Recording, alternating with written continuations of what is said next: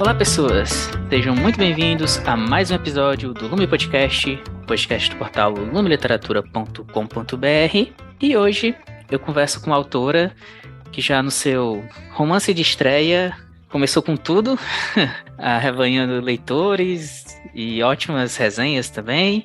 O livro foi lançado esse ano e já tem uma aprovação muito legal, então estou bastante curioso para conversar hoje com Helena Machado. Seja muito bem-vinda, Helena. Obrigada, Bruna. Eu que te agradeço pelo convite. Helena, é particularmente difícil pesquisar sobre ti, porque Helena Machado, a gente sempre cai no Helena do Machado de Assis, né? Uhum. Esse nome já te causou algum transtorno? Transtorno não, mas assim, já me deixou em dúvida que nome usar, porque meu nome inteiro é Maria Helena. Só que Maria Helena está muito ligada à minha infância, porque só meu pai me chamava de Maria Helena e minha família, minha mãe, minhas irmãs que são vivas e quando estão bravas me chamam Maria Helena.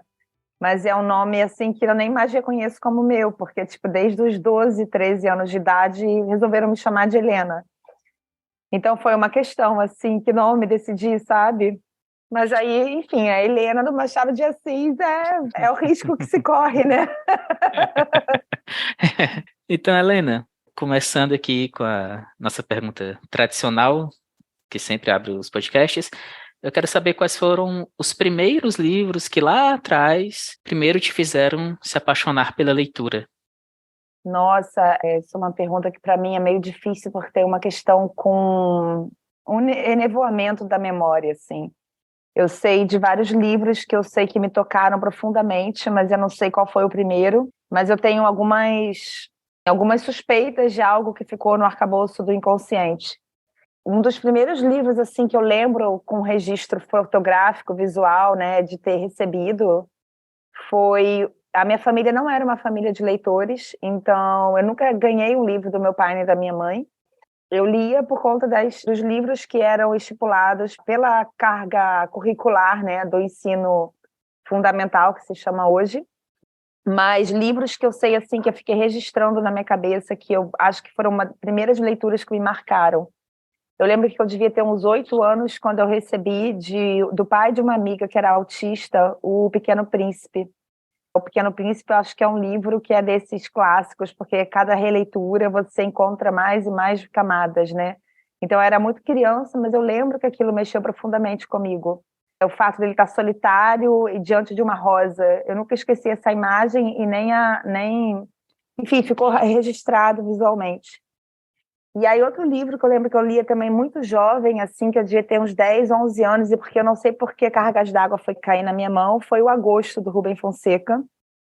E daí eu fiquei muito, assim, muito pensando, porque meu livro agora foi lançado em agosto, né? E eu falei, gente, será que tem alguma correlação? Enfim, essas associações que a gente faz depois que a coisa se dá. E além desses dois que eu tenho um registro fotográfico, assim, tiveram os clássicos que eu me apaixonei, mas não lembro exatamente quando comecei a ler, como Clarice, que sempre foi eu sempre fui uma leitora muito ávida da Clarice, e que eu me lembro, assim, de primeiras leituras, acho que foram essas. E também eu lia muito gibi, era apaixonada por Luluzinha em Bolinha e Turmas da Mônica, que eram os gibis que eu mais gostava, assim. Eu acho que eu comecei lendo gibis, eu lia muito gibi. Helena, só para não perder a piada, você tinha que citar a Helena, sabe? Pois é, né? E olha que eu nem lembro desse livro, olha que louco. Perdão, Machado, eu preciso reler. Como é a mesma história, Bruno? Eu também não lembro. Não lembra? Não, eu li no colégio há muito tempo. Pois é, eu também li no colégio há muito tempo, só que tem livros do Machado que me marcaram mais do que o Helena. O Quincas Borba, o Brás Cubas. Agora, o Helena, eu realmente não tenho nenhum registro dele. Tá aí uma coisa. Mas, enfim, antes da gente entrar na literatura, eu sei que tu passou pelo teatro, né? Uhum. Aliás, passou não, né? Você fez bastante tempo, não sei se você ainda faz, mas eu tenho uma curiosidade, sempre que alguém do teatro passa aqui pelo podcast, eu faço essa pergunta, porque é uma pergunta que normalmente traz respostas muito boas, que é: qual foi o menor público que você pegou numa peça? 5 pessoas. Nossa, e sempre entendi com o teatro que mesmo que haja apenas um espectador, você tem que ter o respeito absoluto por aquela pessoa que for te assistir, né? É muito frustrante para o elenco quando isso acontece, mas enfim, a gente tem que manter a energia em alta, porque tem alguém lá te assistindo que foi com toda, enfim, com o coração aberto, né? Teatro tem dessas coisas. Mas foram 5 pessoas, eu nunca esqueço, que era o Teatro Zembinski, aqui no Rio, era minha peça de estreia como dramaturga, e eu também era atriz da peça. Chamava Os Peixes. E foi um dia que chovia muito, estava caindo aquele temporal torrencial do Rio de Janeiro, que as ruas alagam, os bueiros se enchem, e a gente falou, gente, 5 pessoas lá na coxia, mas vamos mesmo assim. Aí o diretor falava, vamos lá, com toda a energia do mundo. E foi super emocionante. Eu lembro que o público, essas 5 pessoas vieram falar com a gente muito emocionados, que era uma peça densa. Mas, enfim, foram 5. E vocês eram quantos no elenco? 4. Essa. Mas eu vou te falar, 5 nem tá ruim, hein? Porque eu Ah, entrevistei a Carla Bessa e ela me falou que ela teve 2 pessoas na plateia e nossa. eram 5 no palco. E o Alex Andrade, ele foi fazer uma peça na cidade pequena e aí morreu o filho do prefeito Nossa, antes do espetáculo e só tinha uma pessoa e um cachorro na plateia. Então, caramba. então ele fez. Então, olha, 5 pessoas tá até bom. Foi um arraso essa peça. Mas então, acho que antes do teatro, você fez comunicação social, não é isso? Na verdade, eu comecei a fazer teatro muito cedo, com 10 anos de idade. Eu morava na. Mas quer completar a pergunta? Já estou te Não, não. interrompendo. Se a linha do tempo, o teatro vem primeiro, vamos no teatro. Então, foi mais ou menos assim. A minha mãe era professora da Universidade Rural, que aqui no Rio fica, não na cidade do Rio de Janeiro, fica em Seropédica, que é Grande Rio, mas fica assim a 2 horas aqui do Rio. E na época que eu morava lá, era uma cidade bem rural mesmo. Hoje em dia sofreu aquele processo de urbanização descontrolada, mas era bem ermo, bem. A área onde eu morava era muito mato, era muito rural mesmo. Tinha um grupo de teatro lá chamado Varal de Caras, que era dos estudantes da universidade. E era a galera já de 20 e tantos anos, 30, entre 20 e 30. E eu tinha 11 anos de idade e eu não tinha nenhum amigo. E eu só me relacionava com essas pessoas mais velhas. Então eu entrei para esse grupo do Varal de Caras quando eu era muito nova. E daí eu me apaixonei pelo teatro, que eu acho que era o lugar onde eu me encontrei, como se ali eu não me sentisse um peixe fora d'água. Depois eu fiz tablado, depois eu me formei na Cal, e aí eu atuei um tempo, e depois eu descobri que essa coisa do teatro, eu era muito mais apaixonada pela questão do texto do que pela atuação. E aí eu comecei a escrever para teatro. Isso foi meio que paralelamente quando eu estava me formando em comunicação, porque eu fiz rádio e TV na ECO, aqui no Rio, na UFRJ. E eu fui percebendo que as coisas, na verdade, nunca são estanques, né? Elas se misturam. Todo esse processo de roteiro, de escrever a dramaturgia, foi tudo muito, muito paralelo, sabe? Não foi um separado do outro. E teu interesse pela escrita surgiu, então, durante o teatro? Sim, eu lembro que houve um festival de sketch na Casa da Gávea. Eu tinha assistido uma peça que, não sei por quê, me mexeu muito comigo, que era Os Monólogos da Vagina.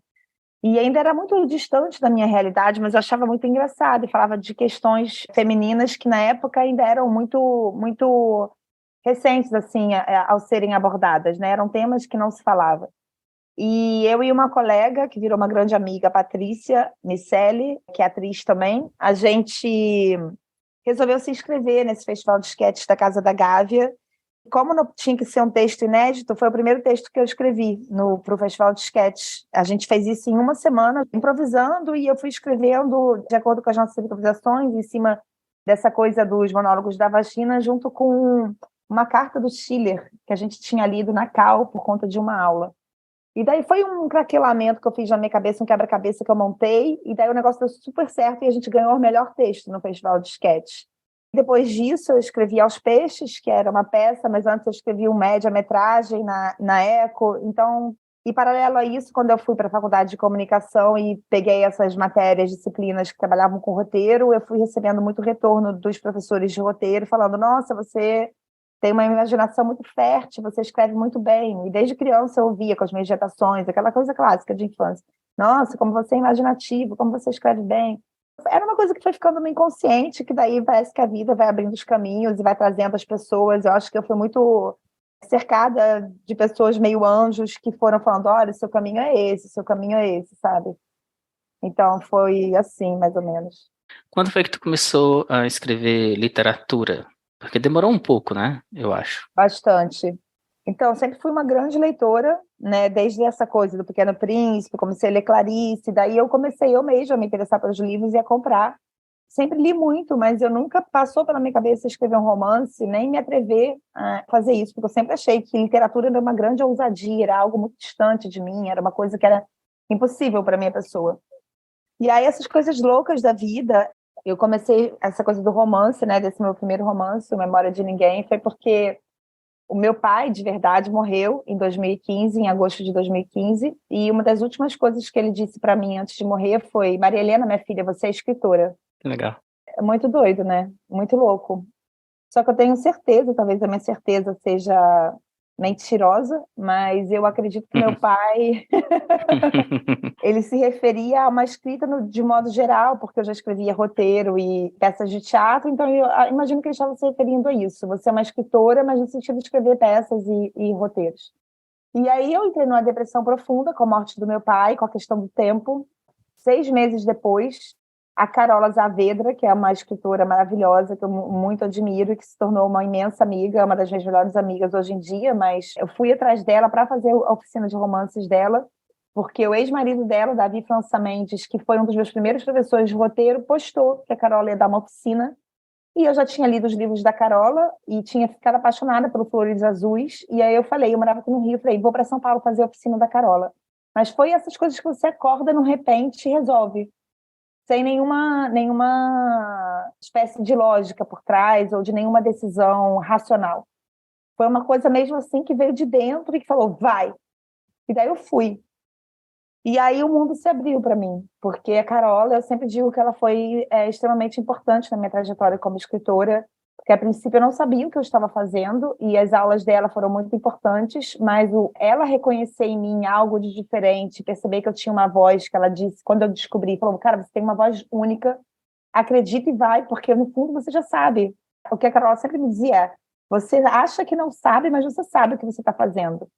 E eu escrevi esse livro meio que com essa sensação de que eu não sabia de maneira tão racional o que eu estava fazendo, mas inconscientemente eu tinha certeza.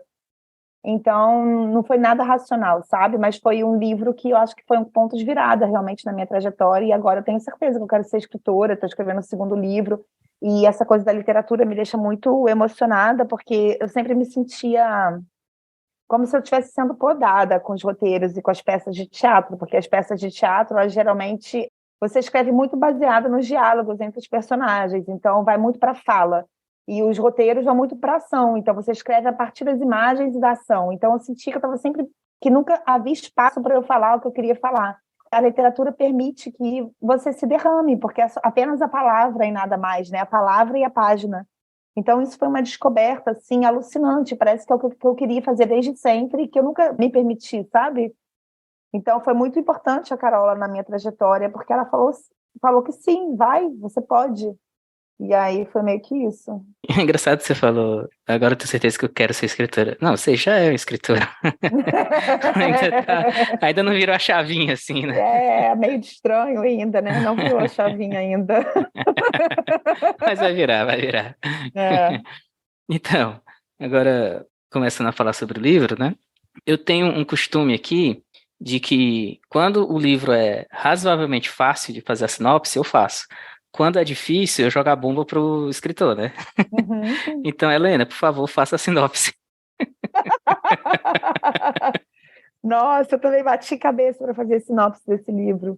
Assim, no meu ponto de vista, eu entendo que cada leitor, obviamente, capta da sua maneira, né? Porque é um livro que se pretende aberto, eu não quero fechar nada. Então, eu acho que cada um enxerga da sua maneira e completa a leitura de acordo com a sua subjetividade. Só que, para mim, O Memória de Ninguém, ele é o livro de uma mulher em crise após a morte do pai, uma crise porque ela se aproxima dos 40 anos de idade e tem uma relação muito difícil com a passagem do tempo. Eu acho que é um livro que se pergunta sobre o que é dar conta da vida, o que é dar conta do tempo. E ela é saltada por memórias, nesse retorno à casa de infância que ela faz junto com a mãe e com as duas irmãs após a morte do pai. E eu acredito, assim, que, no fundo, ele é uma travessia de uma personagem que se achava ninguém, porque não dava conta de nada, nem do tempo, nem da própria vida, e que, de alguma maneira, se apropriando das memórias que eram dela e que talvez ela não entendesse como sendo dela, ela faz uma travessia para, quem sabe, poder ter um presente e a possibilidade de um futuro. Então, acho que é uma travessia de uma mulher em crise após a morte do pai, prestes a completar 40 anos.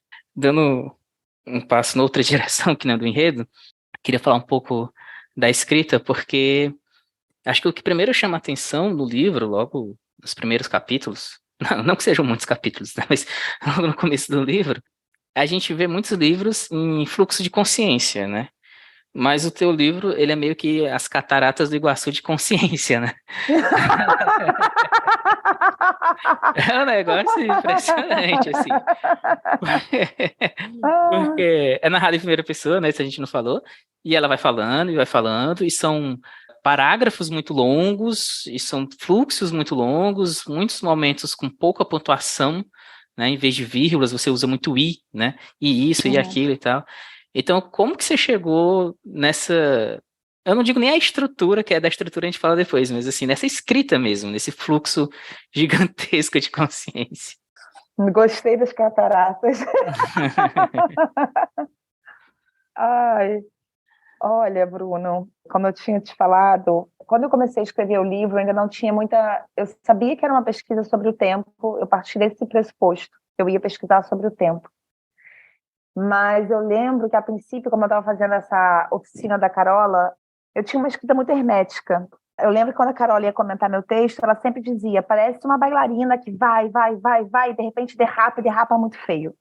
Então havia muitas derrapagens até eu encontrar essa voz da personagem. Então foi um trabalho mesmo de buscar essa voz. Como era a voz dessa personagem extremamente ansiosa, que pensa muito e pensa rápido demais, como ela fala logo no início do livro. É uma personagem que, por conta dessa questão do tempo, ela não consegue dar conta de nada, então ela pensa, pensa, pensa e não consegue concretizar nada, né? É uma artista plástica que não consegue concretizar nenhuma obra, porque ela tem 1 milhão de ideias, mas não dá conta daquilo tudo que tem dentro dela. Então, eu acho que foi uma forma que eu fui descobrindo mesmo trabalhando, assim, ao longo do processo de escrita, de dar conta dessa personagem que se derrama, que é extremamente ansiosa. Foi um dia muito emocionante quando a Carola, eu lembro que foi no meio da aula que eu chorei, enfim, falou: Helena, agora você encontrou sua voz, agora você vai. E foi essa sensação mesmo, foi como se eu tivesse pegado essa personagem abracei ela e fui. Quando eu encontrei a voz dela, eu fui, sabe?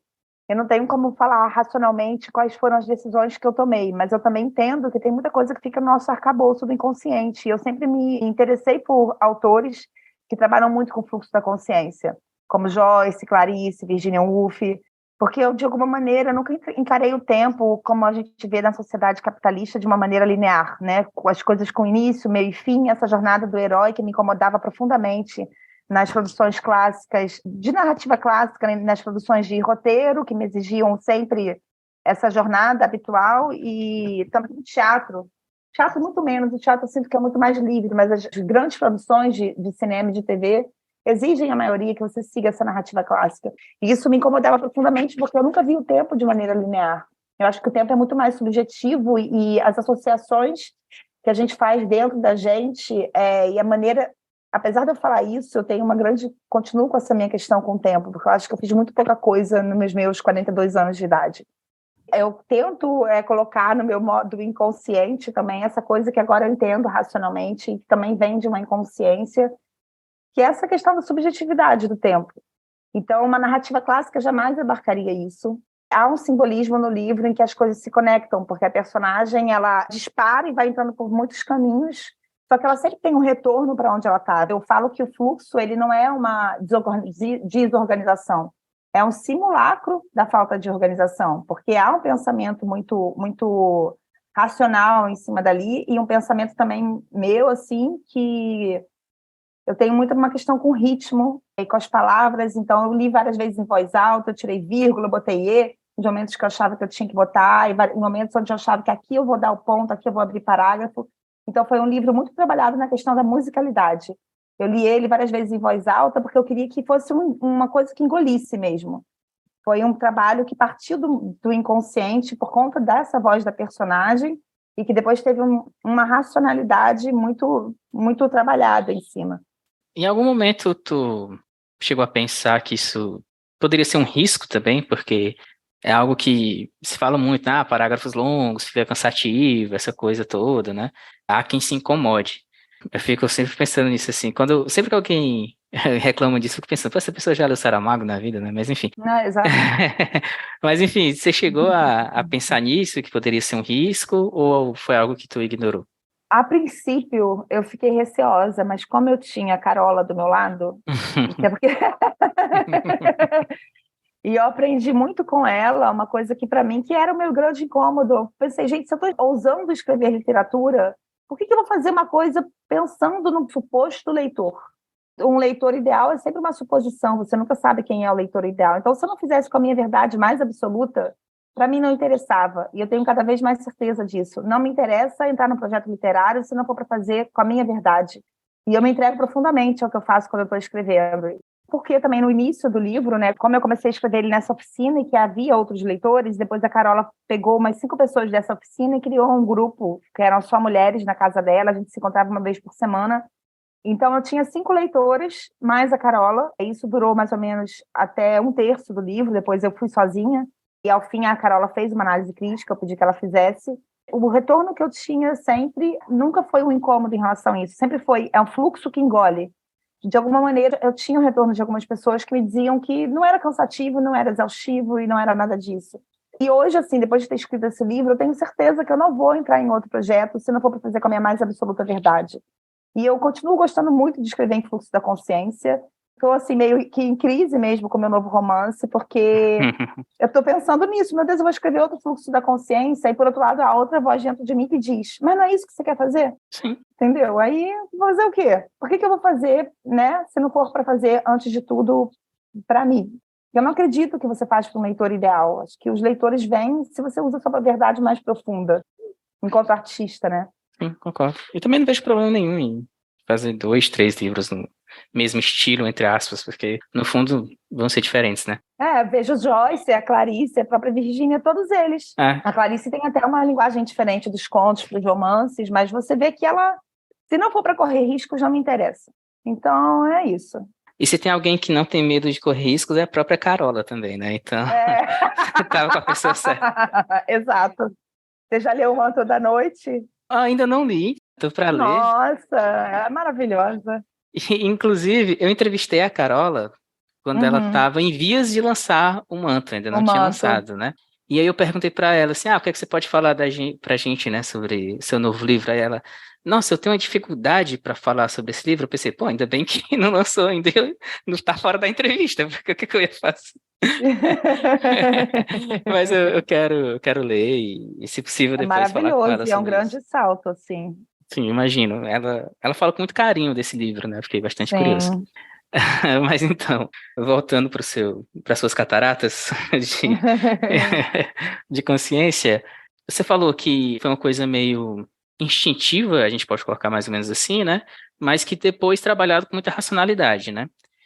E eu acho que esse é um aspecto importante também, porque em determinado ponto, ainda no começo do livro, pode-se ter a impressão que ela está divagando um pouco, né? Ela solta pequenas informações no meio do fluxo, ela está falando sobre uma coisa, ela solta ali uma pequena informação, aí conta uma pequena historinha, às vezes essa pequena informação parece meio solta, mas ao mesmo tempo vai construindo a personagem, aí depois ela volta para o que ela estava falando. Mas lá para frente, a gente vai ver que essa pequena informação vai reverberar e vai ganhar um contorno muito maior. Como, por exemplo, a primeira vez que ela fala sobre abuso sexual, ela fala muito, ela só solta assim, eu tive padrastos pedófilos, e aquilo fica, e você vai, acabou aí? Ela não vai falar nada sobre isso, e mais pra frente fala. Então eu fico pensando que o processo de costura, digamos assim, de todos esses acontecimentos, e de você ir plantando essas pequenas sementes, esse processo imagino que seja difícil, inclusive, assim, tanto de costurar como de ter essa estrutura, né? Você tinha um planejamento, assim, de cada capítulo, do que você ia falar? Como foi esse processo mais racional depois do instintivo? Eu vejo esse livro assim como uma grande espiral em torno de um eixo central, como se fosse uma espiral que tem uma coluna, e para mim a coluna é a questão do abuso, que eu vejo que reverbera em todas as outras relações da personagem e toda a ancestralidade também, porque vem de uma ascendência de mulheres que sempre se colocaram como objeto, a avó prostituta, a mãe que está sempre servindo ao outro, e essa personagem que sofre abusos sexuais, né? E um abuso central que eu acho que é o eixo dessa narrativa. E como é um tema que para ela é muito difícil ser abarcado, então a sensação que eu tenho é que ela sempre se afasta e retorna àquilo. Aquilo é o eixo de tudo, mas ela não consegue se apropriar daquilo. Então, por isso que eu acho que essa travessia que eu disse, que para mim é o livro dessa personagem, é a apropriação dessas memórias que eram dela e que talvez parecessem não ser. Essa lógica de afastamento e de distanciamento, de afastar e de aproximação, eu tinha ela na minha cabeça de maneira instintual, mas como não tinha de maneira racional. De alguma maneira, eu sabia que as pontas que eu estava abrindo, elas se fechariam em algum momento. Quando eu reli o livro várias vezes, eu já tinha percebido que desde a primeira escrita não havia pontas soltas, porque tudo que eu plantava, eu estava fechando em algum momento. O que eu fiz nesse trabalho racional depois, quando eu retornei, as várias vezes em que eu retornei ao livro, foi, número 1, ele era um livro sem divisão de capítulos. Ele era uma maçaroca. Eu vi como essas coisas do inconsciente, como o meu inconsciente tinha trabalhado de uma maneira tão precisa que eu percebi nitidamente quais eram os temas que dividiam aquelas partes todas. Então, foi aí que eu fui fazendo a divisão dos capítulos, e é como se aí sim a minha racionalidade começasse a conseguir alcançar com mais propriedade tudo aquilo que eu tinha feito de maneira inconsciente. Daí eu dividi os capítulos e fui percebendo que cada um desses capítulos tratava de uma determinada questão, de um determinado assunto que tocava uma faceta dessa personagem, né? Tanto a ancestralidade, quanto os relacionamentos com os ex-namorados, como os relacionamentos com a família, como a questão dos distúrbios alimentares, a questão do tempo, tem o capítulo da ampulheta. Fui vendo nitidamente como aquilo ali estava articulado de uma maneira, mas seria mentira se eu dissesse que foi um trabalho racional a priori. O que eu tinha de muito racional era a linguagem que eu já tinha alcançado, a voz dessa personagem eu tinha. Eu sabia quais os temas eu queria abordar, mas como eu iria abordá-los, isso foi surgindo ao longo da escrita. Falando sobre a linguagem da narradora, que não tem nome. Aliás, uma curiosidade, eu não vou te pedir para falar, mas você tem o nome dela assim na sua cabeça? Não, Não? Olha só. ela é sem nome. É que ela fala que é a mistura de dois nomes, né? Da mãe, da avó da parte de mãe, da avó por parte de pai. Eu inventei isso, mas nunca pensei ela tem um nome, porque eu acho que ela nasceu justamente sem nome por conta dessa questão de que uma pessoa que não se apropria das suas memórias, ela sequer é um indivíduo. Por isso que eu acho que esse livro é uma travessia. Todos os outros personagens, e isso foi uma leitora que me apontou que, além dela, a única pessoa que não tem nome é o pai. Então, de fato, é como se fosse uma travessia para se descolar desse pai também, de se tornar indivíduo. Eu vejo assim hoje, assim, essa travessia de alguém que não tem nome e que vai se tornar alguém. Eu fiquei imaginando, assim, dois nomes que eu possa misturar e vai dar um nome razoavelmente coerente. Mas então, a linguagem dela, como é que eu vou colocar isso? Ela tem o seu lado bastante oral, também tem o seu lado mais poético, com muitas analogias, e tem o seu lado mais escrachado, digamos assim, em alguns momentos quase escatológico, assim, ela não nos poupa de detalhes desagradáveis de nada, assim. E tudo isso se mistura de uma maneira muito orgânica, né? Uhum. Como foi também chegar nessa linguagem, assim? Também foi algo instintivo? Como é que foi? É engraçado, porque foi bem instintivo, e ao mesmo tempo, agora relendo e recebendo umas resenhas, eu percebi que quando ela fala de memórias mais passado, mais da infância, e tem esse presente narrativo que é o retorno a essa antiga casa, a entrada nessa casa, e tudo que esse presente traz de memórias, né? Então tem sempre esse jogo entre o passado e o presente narrativo. E quando essas memórias são jogadas mais para o passado ainda, quando são memórias mais da infância, parece que a parte poética soa mais alto, que foi até a Rita Palmeira, da Megafauna, que apontou isso, e que daí eu percebi racionalmente que, de fato, isso ocorria. Porque na minha cabeça, até então, estava tudo muito misturado. É louco, porque eu acho que quanto mais distanciada ela está de um determinado assunto, e quanto mais ela está no presente narrativo, mais poética ela é. E quanto mais ela se afasta do presente, não, isso mistura também. É porque eu pensei em alguns momentos agora em que isso não se dá. Mas, no geral, acho que é isso. Quando a parte da casa, de entrar na casa, de adentrar aquele presente e dessas memórias de agora, de invadir a casa, é muito mais poético do que as memórias da infância e do que as memórias recentes com os ex-namorados. Mas, ainda assim, existe esse escracho, essa linguagem muito oral, e do nada vem uma coisa que, como um respiro, uma poesia que dá um respiro nessa coisa jorrada, né? Foi nessa descoberta da voz da personagem mesmo, que veio naturalmente. Eu digo naturalmente, mas foi muito labuta mesmo, de encontrar essa voz, porque depois que eu encontrei que foi, até encontrar foi tipo carro engasgado, sabe? Muito suor, né? É, Aliás, quanto tempo, por curiosidade, quanto tempo tu passou escrevendo o livro? bastante tempo. É uma ótima assim... medida de tempo. Mas, assim, eu comecei a escrever, acho que foi, como eu disse, quando eu entrei na oficina da Carola, eu ainda não sabia para onde eu ia, então foram uns 4 meses de bateção de cabeça, e eu lembro que era esse comentário de que da bailarina que derrapa e de uma linguagem muito hermética. Considerando o momento em que eu encontrei a voz da personagem até finalizar o livro, foram 2 anos e meio. Mas no meio disso eu parei para fazer outras coisas. Então não foi uma escrita que se deu do início ao fim ininterruptamente. Eu parei para escrever um roteiro de uma série que eu ia gravar, e daí o livro estava dentro de mim, mas eu tive esses suspiros para voltar a ele. Porque em vários momentos eu também tive que parar e pensar aonde de fato eu queria chegar. Foram 2 anos e meio, mas idas e vindas. Mas eu considero que foi o tempo de... Eu não estava sentada escrevendo, necessariamente, mas eu acho que a escrita, ela se dá também, antes da escrita em si, ela se dá internamente, né? Então, foi o tempo de processar isso tudo. Mas até dar o ponto final foi isso, 2 anos e meio. Acho engraçado tu usar essa analogia da bailarina, porque tem uma analogia com o balé também no livro, né? Tem? Tem. Mentira, cara, eu nem lembro. Foi muito boa a cara que tu fez agora. Pena que as pessoas não vão ver. Mas tem. Com balé? Tem. Se eu encontrar depois. Já sei! No final do livro, quando ela... Já sei o que você está falando. Isso. Ao fim do livro, quando a protagonista, as irmãs e a mãe vão fechar a casa, né? E elas fecham, elas cobrem um espelho e depois, como bailarinas, saem, que é o final do livro, vão pro balanço. Exatamente. Sim. Tem Sim. ali um... Não é a mesma analogia, mas tem uma analogia também Tem. com o balé.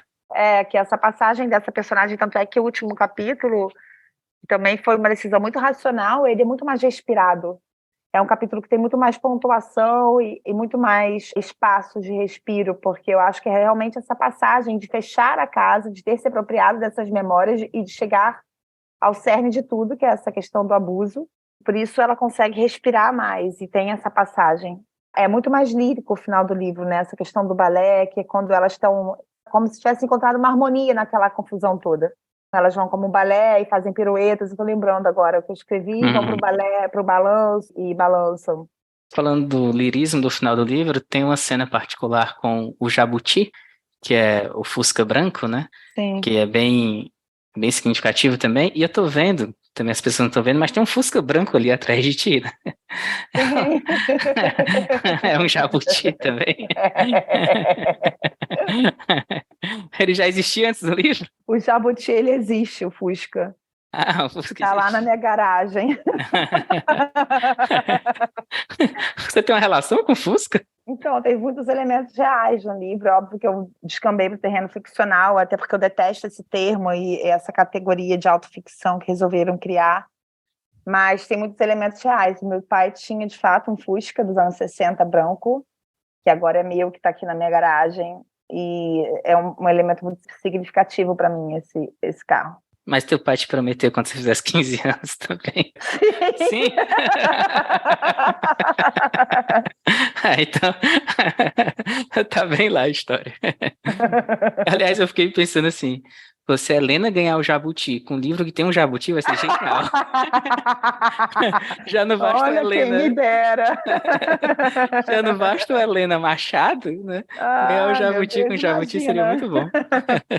Mas então, uma última pergunta ainda sobre a linguagem. Hum. Tem algumas, não sei como chamar isso assim, umas brincadeiras, vai. Não que seja uma brincadeira, mas vamos colocar esse termo, estéticas com as palavras no papel, né? Lombada com forma de lombada.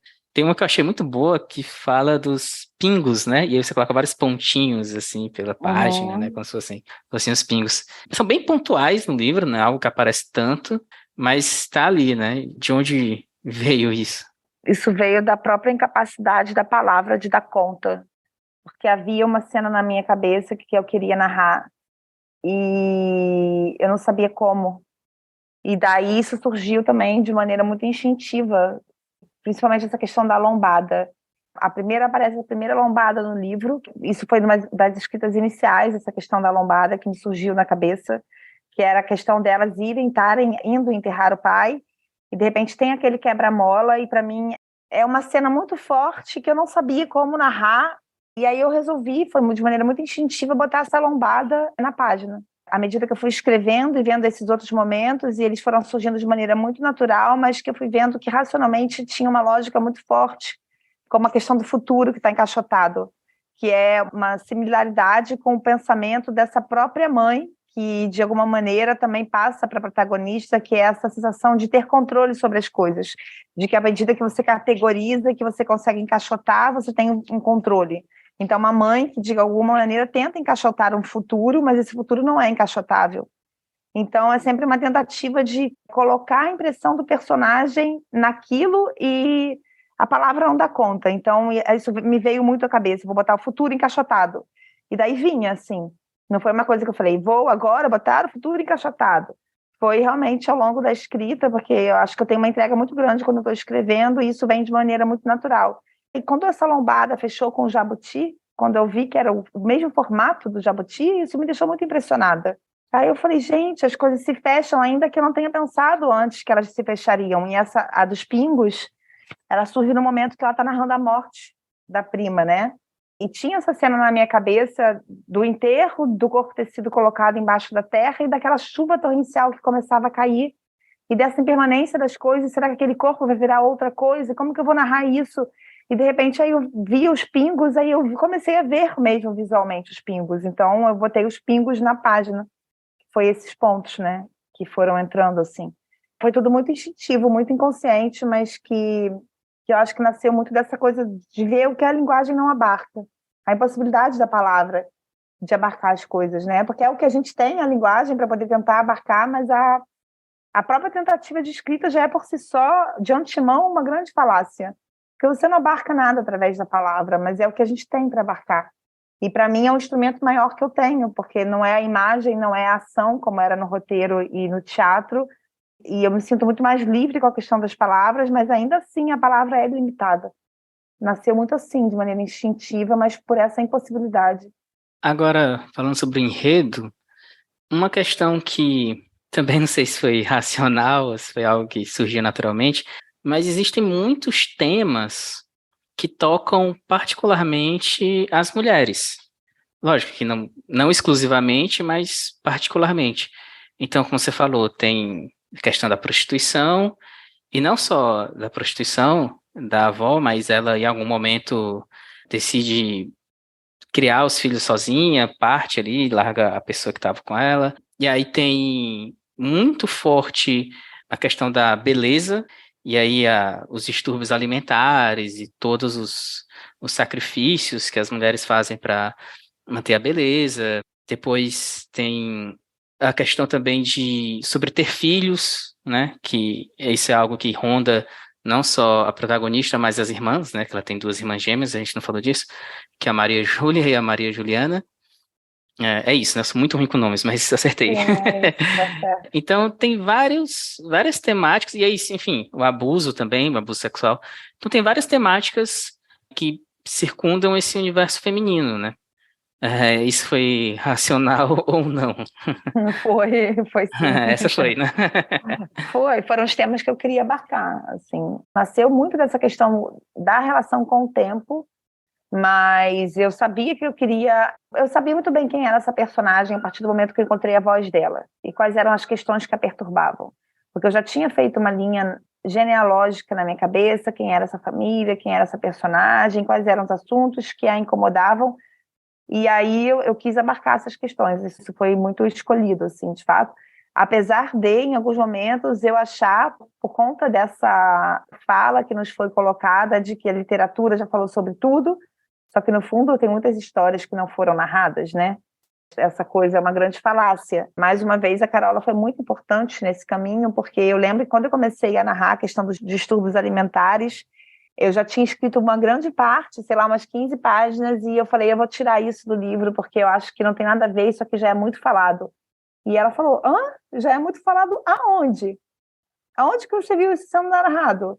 Então havia dentro de mim também uma certa um gerenciamento cultural que foi entranhado também. Isso já tinha sido narrado, então eu precisei me permitir, e mais uma vez a Carola foi super importante, narrar isso.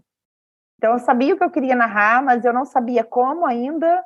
Como eu te disse, eu sabia onde eu queria chegar, os temas que eu queria abarcar, mas não sabia como. Então, eu acho que quando eu descobri essa voz, e quando eu me permiti falar desses temas, as coisas foram se dando, sabe? Já que a gente tá falando da Carola, também ela falou sobre isso quando ela esteve aqui. E eu achei muito interessante que ela falou assim, que as pessoas dizem que todas as histórias foram contadas, mas assim, ela fala as histórias de quem e por quem, né? Exato. E além disso também, eu acho que mesmo as histórias que foram muitas vezes contadas, elas podem ser contadas por outras perspectivas, Claro. ou vão alcançar outros públicos que não ouviram ainda. Então, Sim. isso realmente não acho que seja um problema. Não. Ainda nessa questão do feminino, né, das mulheres, uma coisa que eu tenho visto até na literatura contemporânea e que também está muito presente aqui no teu livro, uma narradora falando muito abertamente sobre a sexualidade, assim, sobre querer transar simplesmente porque sim, porque gostou do cara, porque tem tesão, mesmo que não tenha uma ligação afetiva.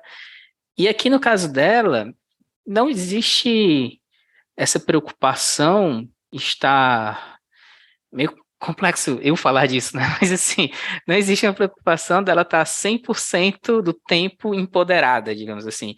Ela fala de uma dependência emocional que ela tem, ela fala de transar com uma pessoa que ela nem tá afim naquele momento, mas porque deixou, porque se deixou levar, inclusive com o namorado, né? Então, você fala muito abertamente da questão sexual, as coisas boas, digamos assim, e as coisas ruins também, e, enfim, sem nenhuma maquiagem, né?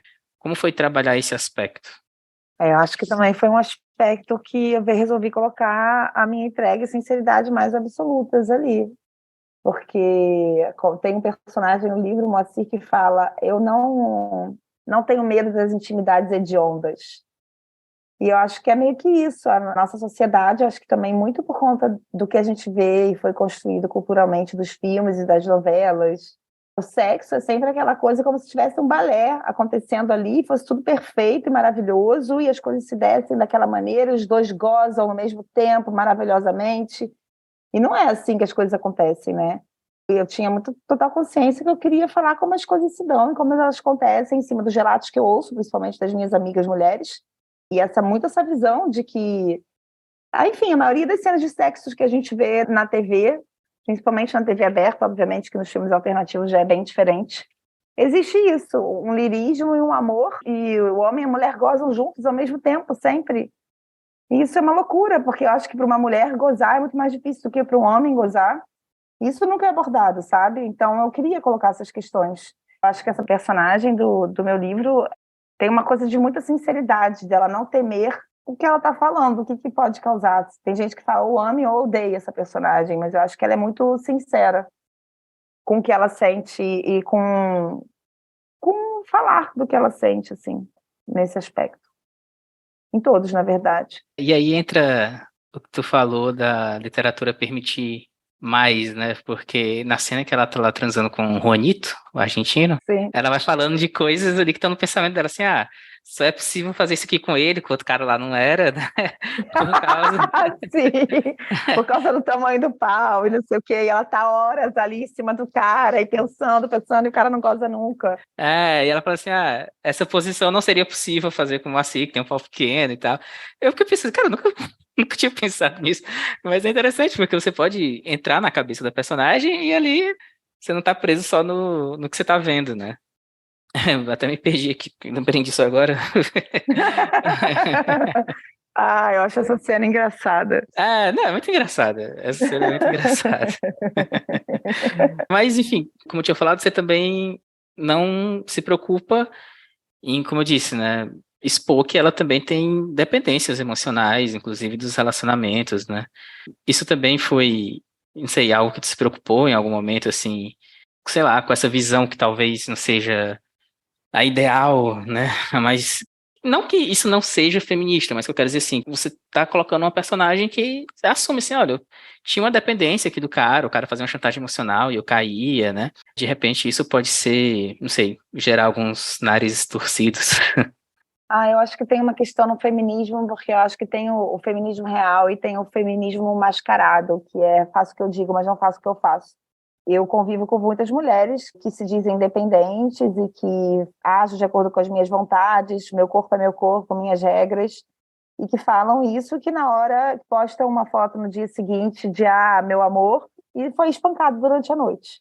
Tem muito essa distância, eu acho que ainda, entre a teoria e a prática. E o que eu vejo é que nós mulheres, tentamos, de alguma maneira, porque obviamente a nossa sociedade é patriarcal e foi construída em cima de valores masculinos, em cima de valores da importância das mulheres, de tudo que a gente se sujeitou ao longo dos séculos, né?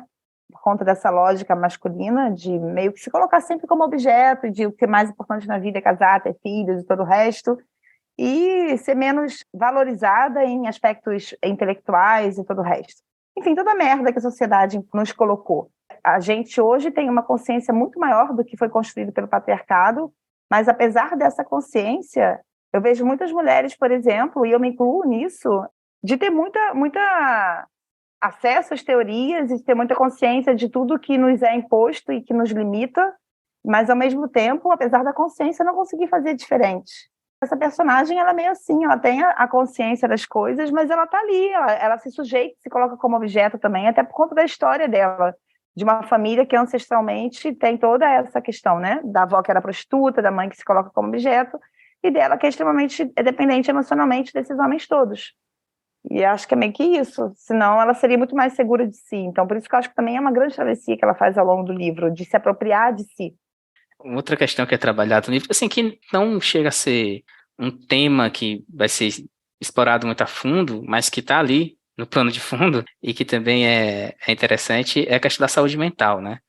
E ela fala que né, durante muitos anos tomou fluoxetina, aí passou pro BUP, ela fala, acho que do Zolpidem, né, que ela fala Zozô, uma coisa assim, e a irmã dela é médica e também fala sobre essa questão da saúde mental, e a gente vê que ali todo mundo tá meio ruinzinho da cabeça, né? O pai é um acumulador, não um acumulador de objetos, né? Mas enfim, tem lá as suas obsessões. A mãe já vem com essa obsessão da beleza que ela passa para as filhas, enfim, essa questão da saúde mental, que é algo muito presente na sociedade de hoje, né? Como você colocou aí, outra boa definição sua, né? Essa merda toda que a sociedade colocou, nos trouxe, também tá ali presente, né? Como foi trazer isso para o livro? Isso foi uma escolha muito consciente também, porque esse livro todo surgiu a partir dessa personagem, né? Então, a partir do momento que eu encontrei essa voz que dava conta dessa personagem que, número 1, é extremamente ansiosa, tudo isso veio junto. A questão dos remédios veio junto também, porque a personagem precisa se controlar a sua ansiedade de alguma maneira, que tenta, de todas as maneiras alopáticas, da medicina alopática, dar conta, mas ela não consegue dar porque o negócio é muito mais fundo, né? E eu acho que é meio que isso. E uma coisa que sempre eu tive dentro de mim como uma artista, criadora mesmo, em qualquer coisa que eu escrevesse, eu acho que eu consegui, pelo menos isso nas peças que eu escrevi, nos roteiros, Eu sempre me incomodei muito com personagens maniqueístas. E eu sempre tive uma obsessão em criar personagens complexos. Essa minha investigação do ser humano e dos aspectos psicológicos sempre foi algo que moveu as minhas narrativas.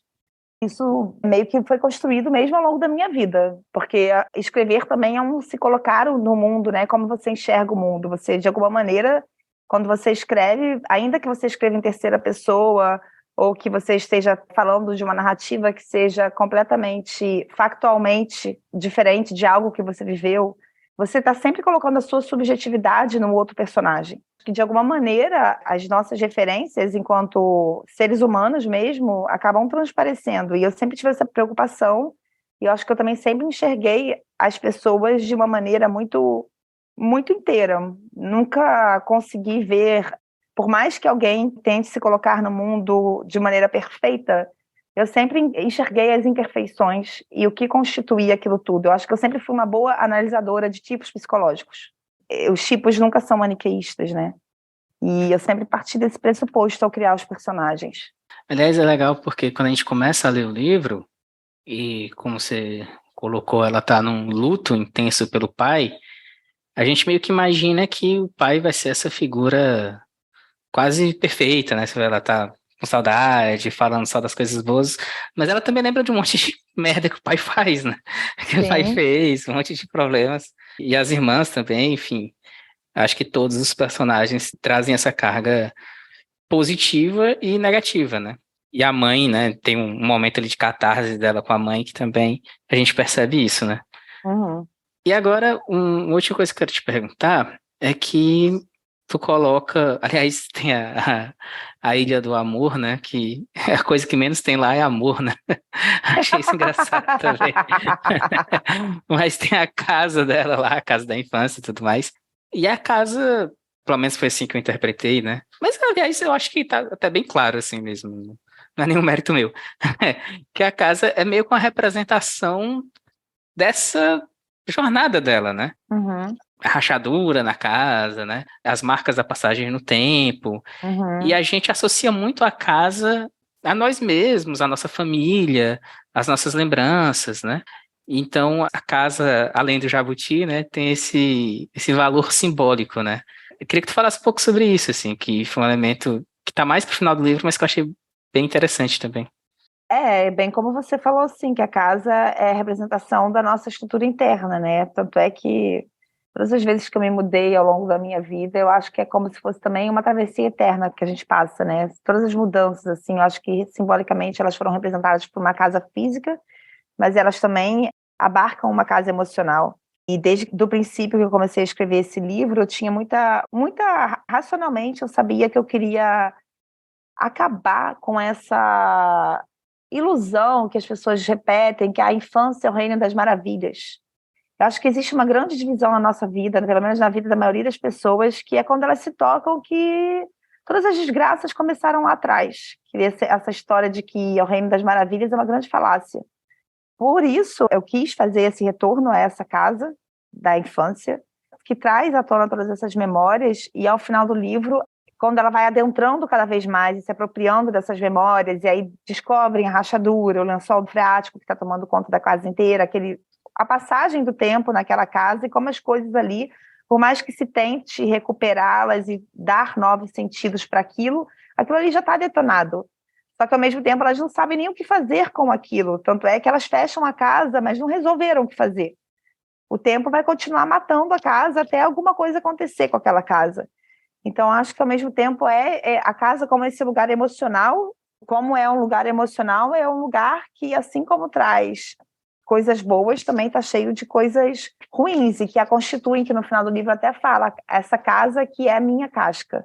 E de todas as outras cascas que também ela foi habitando e se transformando, né? Aí ela se toca no final do livro de que o número daquela casa, 1757, na verdade é um anagrama de todas as outras casas que ela habitou. Então é bem uma representação mesmo de uma suposta inteireza que não existe. Como se uma casa fosse capaz de abarcar tudo, mas a casa está dentro da gente, né? Então é uma casa que eu vejo como uma representação simbólica dessa personagem. Aliás, você falou aí dessa visão idealizada que a gente tem da infância, né? Uma curiosidade, antes da gente começar aqui a gravar, eu tava falando com a Helena da participação dela lá no Rabiscos, né? E quando eu fui ouvir o podcast com ela, eu tava no médico, eu tava mega doente, assim, a garganta estourada, um monte de problema. Putz. Aí eu, vou ouvir aqui a Helena, né, no Rabiscos. Aí ela começa lá falando, não, a infância é uma coisa idealizada, a gente tem que... A gente começa a se descobrir quando a gente percebe que a nossa infância foi uma merda. Aí eu pensei, porra, eu achava que minha infância era boa, agora ela não fodeu minha cabeça. Talvez seja uma coisa só minha, né? Porque talvez eu tenha essa referência, fico dizendo como se ela fosse uma verdade. Eu já tava doente, a pessoa ainda vai me arranjar esse problema. Cadê as merdas da minha infância?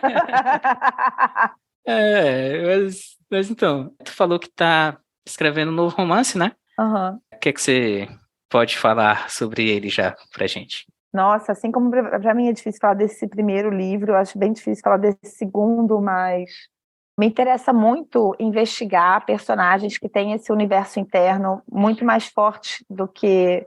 Quase como se a realidade fosse o que ocorresse dentro e não fora, porque é assim que eu vejo a vida, meio que. Então, também é uma grande investigação sobre o universo interno de alguns personagens, e tudo isso acontece durante a pandemia. Uma personagem que está apaixonada platonicamente por um cara. É um paralelo que eu estou tentando criar entre a paixão platônica e o próprio fazer ficcional. É meio que assim, o que eu sei agora do livro é meio isso. Olha, eu acho que eu tenho que gravar contigo e com a Carola ao mesmo tempo, porque vocês duas têm dificuldade de falar sobre os livros, vai ser uma conversa muito maluca. Seria muito divertido. Imagina, ia ser mesmo, porque a gente é muito amiga. Muito bom. Helena, muito, muito obrigado por ter vindo aqui conversar com a gente. Eu que te agradeço, Bruno. Foi uma conversa muito divertida. Quando você for lançar teu próximo livro, por favor, volte aqui pra gente falar sobre ele. Nossa, com todo prazer. Adorei participar. Então é isso. Muito, muito obrigado e até a próxima. Obrigada a você, Bruno. Foi demais. Até. Um beijo para todo mundo que vai ouvir também.